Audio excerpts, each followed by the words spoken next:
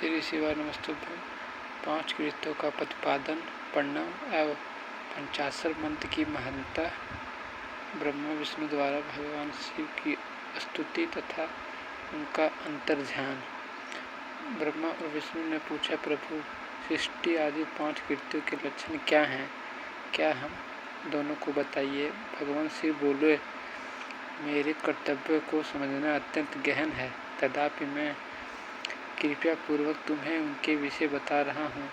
ब्रह्मा और अच्युत, सृष्टि, पालन, संहार, तिरुभाव और अनुग्रह, ये 5 ही मेरे जगत संबंधित कार्य हैं जो नित्य सिद्ध हैं। संसार की रचना का जो आरंभ है उसी को सर्ग या सृष्टि कहते हैं। मुझसे पालित होकर सृष्टि का सुस्थिर रूप से रहना ही उसकी स्थिति है, उसका विनाश ही संहार है। प्राणों के उत्क्रमण को तिरुभाव कहते हैं। इन सबसे छुटकारा मिल जाना ही मेरा अनुग्रह है। इस प्रकार मेरे 5 कृत्य हैं।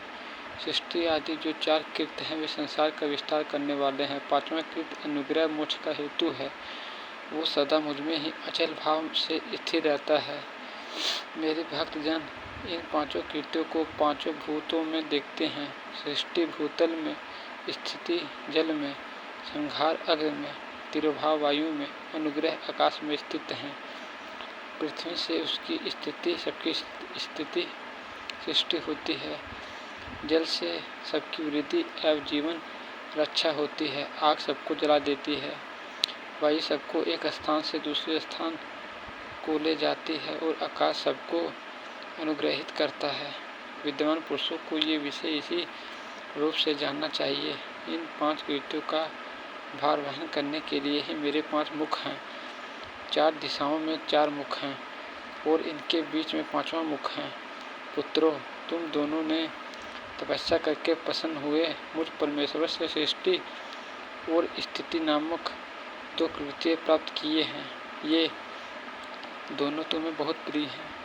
इसी प्रकार मेरी विभूति स्वरूप रुद्र और महेश्वर में 2 अन्य उत्तम कृत्य, संहार और तिरुभाव, मुझसे प्राप्त किए हैं, परंतु अनुग्रह नामक कृत्य दूसरा कोई नहीं पा सकता है। रुद्र और महेश्वर अपने कर्म को भूले नहीं, इसलिए मैंने उनके लिए अपनी समानता प्रदान की है। वे रूप, वेश, कृत्य, वाहन, आसन और आयुध आदि में मेरे समान ही हैं। मैंने पूर्व काल में अपने सर्वभूत मंत्र का उपदेश किया है, जो ओमकार के रूप में प्रसिद्ध है। वो महामंगलकारी मंत्र है। सबसे पहले मेरे मुख से ओमकार प्रकट हुआ है, जो मेरे स्वरूप का बोध कराने वाला है। ओमकार वाचक है और मैं वाच्य हूँ। ये मंत्र मेरा स्वरूप ही है। प्रतिदिन ओमकार का निरंतर स्मरण करने से मेरी ही सदा स्मरण होता है।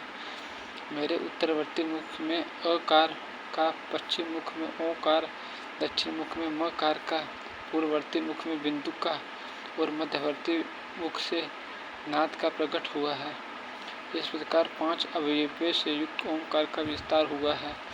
इन सभी अवयवों से एकीभूत होकर वह प्रणव ओम नामक एक अक्षर हो गया है।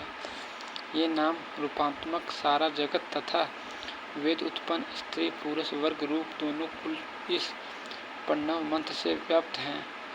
ये मंत्र शिव और शक्ति दोनों का बोधक है। इसी से 50 मंत्र की उत्पत्ति हुई है, जो मेरे सकल रूप का बोधक है। वह अकराध कर्म से मेरे मकराध कर्म से कर्मशः प्रकाश में आया है। ओम नमः शिवाय ये 50वां मंत्र है। इस 50 मंत्र से मात्र का प्रवण प्रकट हुए हैं, जो 5 भेद वाले हैं।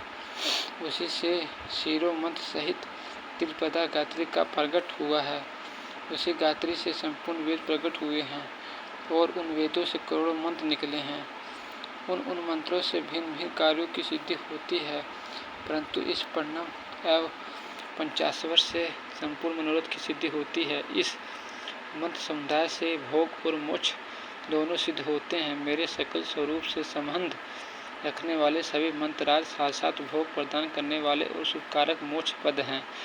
नंदकेश्वर कहते हैं, तदंतर जगदम्बा पार्वती के साथ बैठे हुए गुरुवर महादेव जी ने उत्तरामुखी बैठे हुए ब्रह्मा और विष्णु को पर्दा करने वाले वस्त्र से आच्छादित करके उनके मस्तक पर अपना कर कमल रखकर धीरे धीरे उच्चारण करके उन्हें उत्तम मंत्र का उपदेश दिया। मंत्र तंत्र में बताई हुई विधि के पालन पूर्वक 3 बार मंत्र का उच्चारण करके भगवान शिव ने उन दोनों शिष्यों को मंत्र की दीक्षा दी। फिर उन शिष्यों ने गुरु दक्षिणा के रूप में अपने आप को ही समर्पित कर दिया और दोनों हाथ जोड़कर उनके समीप खड़े हो उन देवेश्वर जगत गुरु का सत्वन किया।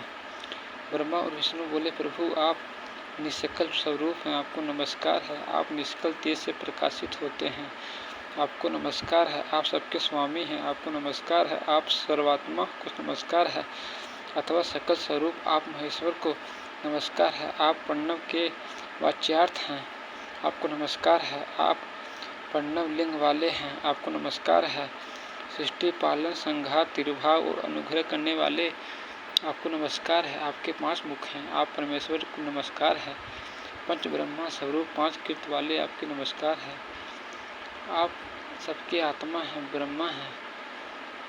आपके गुण और शक्तियाँ अनंत हैं, आपको नमस्कार है। आपके सकल और निष्कल 2 रूप हैं, आपको सद्गुरु एवं शंभु हैं, आपको नमस्कार है।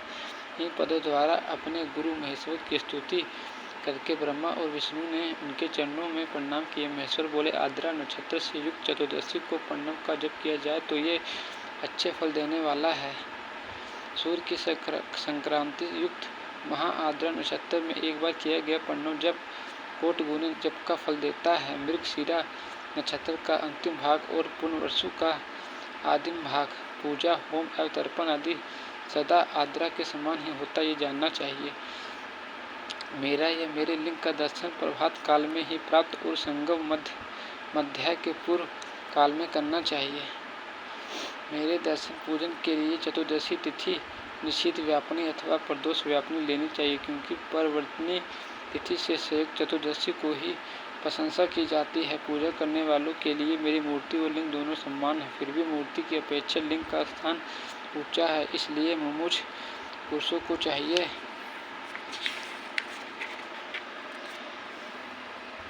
कि वे वैर मूर्ति से ही शीर्ष समझकर लिंग का पूजन करें। लिंग का ओमकार मंत्र से और वैर का पंचाक्षर मंत्र से पूजन करना चाहिए। शिवलिंग की स्वयं ही स्थापना करके अथवा दूसरों से भी स्थापना करवाकर उत्तम द्रव्य में उपचारों से पूजा करनी चाहिए। इससे मेरा पद सुलभ हो जाता है। इस प्रकार उन दोनों शिष्यों को उपदेश देकर भगवान शिव इसी तरह अंतर्ध्यान हो गए। अध्याय 10वां समाप्त।